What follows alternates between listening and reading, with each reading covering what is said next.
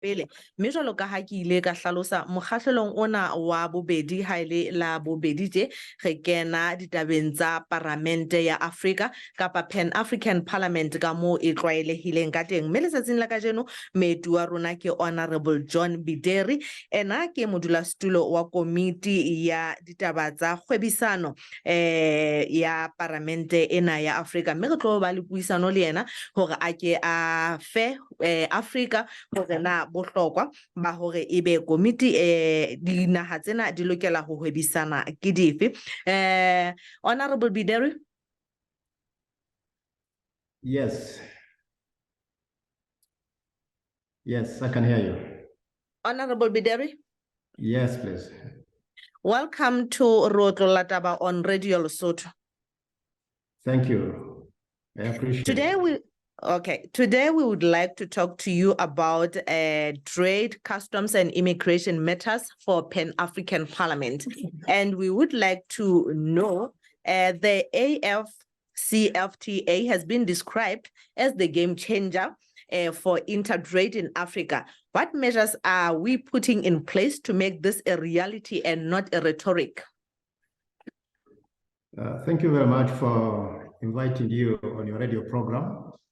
I indeed appreciate, and I know it has been very difficult to get close to this activity because of very tight schedules, either on my part or on your part.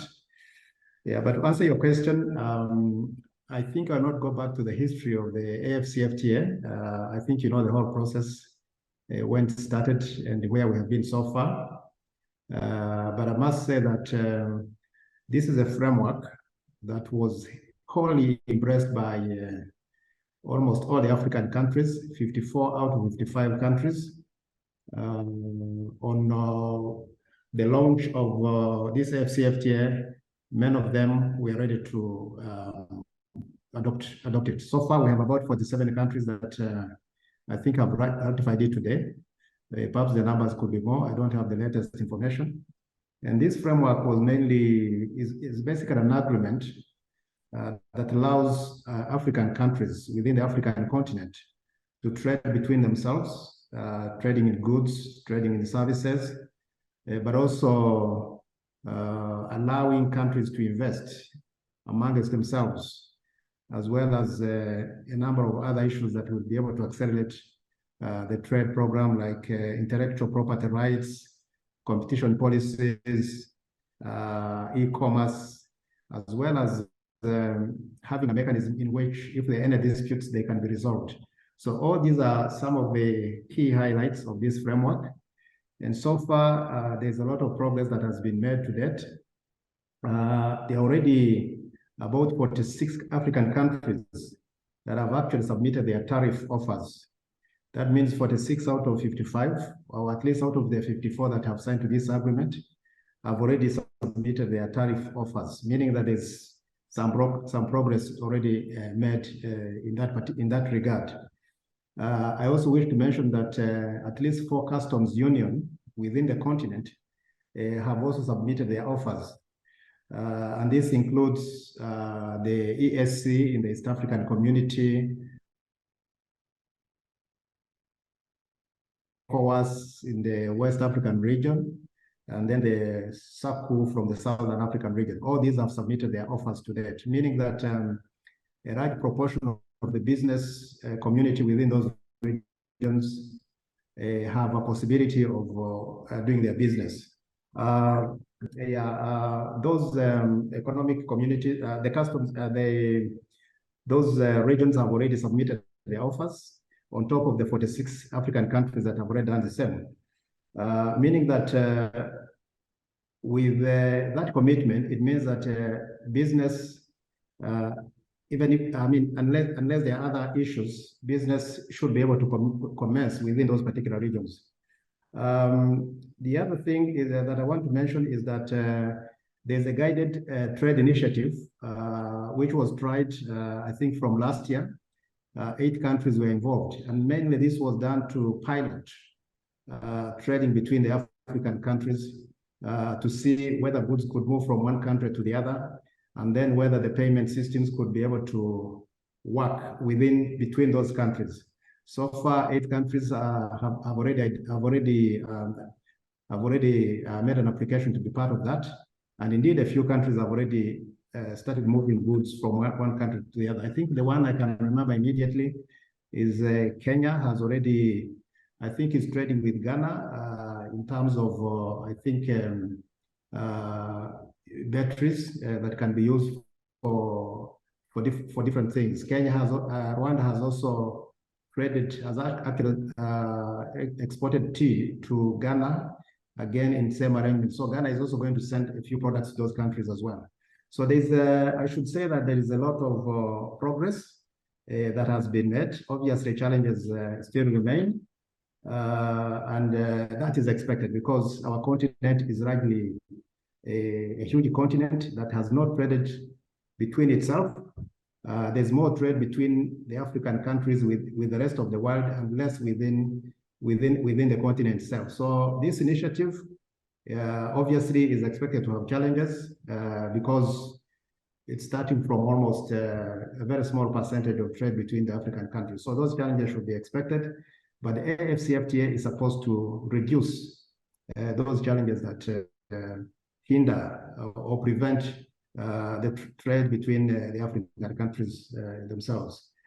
So really, to answer your question, I don't think it is, we've moved away from rhetoric to action, despite those challenges that may exist. If you can allow me, other than the guided trade initiative that has already started amongst, I think, 8 countries, we haven't got a report yet on the challenges that those countries may have experienced. I think that's what my committee, the Pan-African Parliament, has also identified as a key action to find out the progress that has been made in terms of those countries trading between themselves, and we'll need to find out exactly what the challenges could have been, with the aim of trying to do, to be able to find out how we can address any challenges that might have existed. The other thing that I need to mention is that, Honorable Bideri, before we move forward, you mentioned that it has been difficult for African countries to trade among themselves rather than trade with the international community. Why is that? Well, these are, should I call them structural political problems? You remember, many of our countries were colonized by particularly the West, and therefore the kind of system that was left in place, despite the fact that we're about 50, 60 years after independence, those things have not changed a lot. There's a lot of, for instance, if I can mention one example, if, for instance, you want to travel from East Africa to, previously from East Africa to, say, Europe, sometimes you'll have to go to Belgium for you to come back to Senegal. Of course, this is changing, but that was because of the connectivity, that was a problem. In terms of telecommunication, if you do use the landlines, I still think that for you to make a call, it has to go to somewhere in Europe before you get a feedback from the African country. You cannot, obviously with the mobile phones now in place, I think that has been made easy. Even in terms of exchange of money, I mean, if we do our trading today, if you buy an item from country A to country B, the money transactions are done in a bank somewhere in Europe or USA. So those structural problems have really been one of the problems that has hindered the trade between African countries. You find that the African countries are trading more with the former colonial powers, less with the African countries in the same continent. So that is a challenge, but I think that what the AFCfTA is trying to do is actually to reverse that trend. And we hope that this will be, I mean, we are going to realize, we are going to see an increase in trade between the African countries because of this framework that is already in place. And the framework has already been embraced by most African countries. Okay. What measures would your committee put in place to make it easy for African countries to trade between themselves, or for goods to move in between the countries and people's movement to be easier? Maybe our committee alone cannot do a lot. Neither can the Pan-African Parliament alone do a lot. We need very strong partnership between all players, including our parent organization, the African Union Commission, which has played a very significant role in this, but also the business community, who are the key players in this. All these are very important in ensuring that there's a lot of progress that is being made. But in terms of our committee, we've already done quite a number of things. First and foremost, we've been able to organize meetings in which we have invited the Africa Free Continental Trade Area leadership to come and discuss with us the kind of progress they have been able to make so far, as well as looking at the challenges that they face, with the aim of using our parliamentary function to be able to express to different institutions the kind of challenges that they have, either with their own countries or within the regional networks or economic groups that are within our regions. So by having that kind of information, it helps us to be able to articulate some of the challenges that they are facing. So we've been able to hold several meetings with the AFCfTA teams. I think so far, from the time I joined the committee as the chair, we have held so far, I think, up to 3 meetings. And we're able to interact, we have built that relationship, and whatever challenges exist, we're able to take some action, either at the level of the Pan-African Parliament or even at the level of our national countries. So I think that is one of them. The other one, we work also very closely with the AUC Commission, the department responsible for trade. We have also held several meetings with them with the aim of trying to find out the progress that is being made in terms of implementation of the AFCfTA, but also the challenges that exist. Because by knowing the progress and also by knowing the challenges, it becomes easy for any institution, particularly the Parliament, so that it can be able to really know what action or what measures to recommend, either to the African Union itself, because it's one of the key players in this, or even to the national government that where all of us actually originate. We have also tried actually to, as a committee, we have lined up several activities. One of them is to be able to visit some of the border points within the African countries so that we can be able to see how the movement of goods, services, and people is being carried out under this new arrangement. And if there are any challenges, we should be able to know them. And then we can be able to do, take some measures as Parliament, because one of our roles as a Parliament is oversight. So where we think there is a shortfall, there's a gap, we can only tell when we're able to visit some of these borders, or when we are able to talk to these institutions that are in charge of implementation, and then we can be able to come up with the recommendations and the resolutions. Finally, the most important activity that we had was in May this year, actually May, June this year.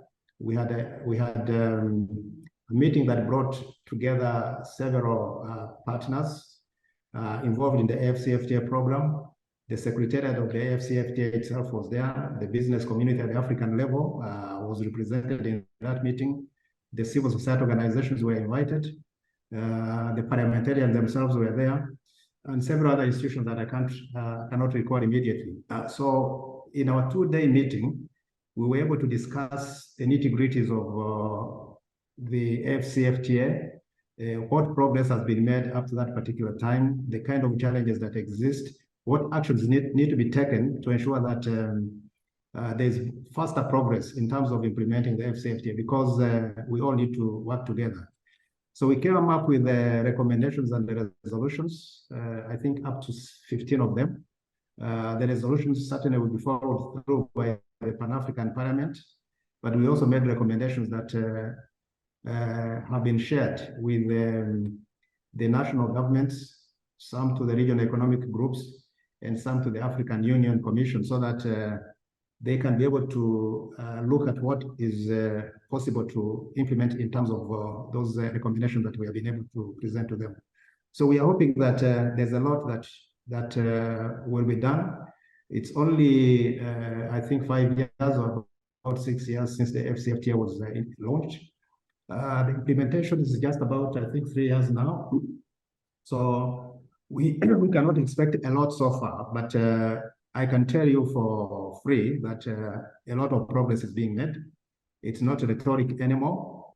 If there's anything that is going to benefit the Africans, is the AFCfTA, because there is that political will. The secretariat has been set up in West Africa, Ghana. The staff already in place. A lot of negotiations are happening every time. Different stakeholders are being involved, the youth, the women, the SMEs, and so on and so forth. So this kind of engagement helps us to really connect and reconnect. Honorable Bideri. Yes. I'm sorry, we need to wrap up our discussion. Our time has run out. Thank you very much for your participation. We will be in touch. Thank you so much. I hope it has been useful. It has been very highlighting. Thank you. Thank you so much. You're most welcome. I'll be available any other time you will look for me. Thank you. Thank you very much.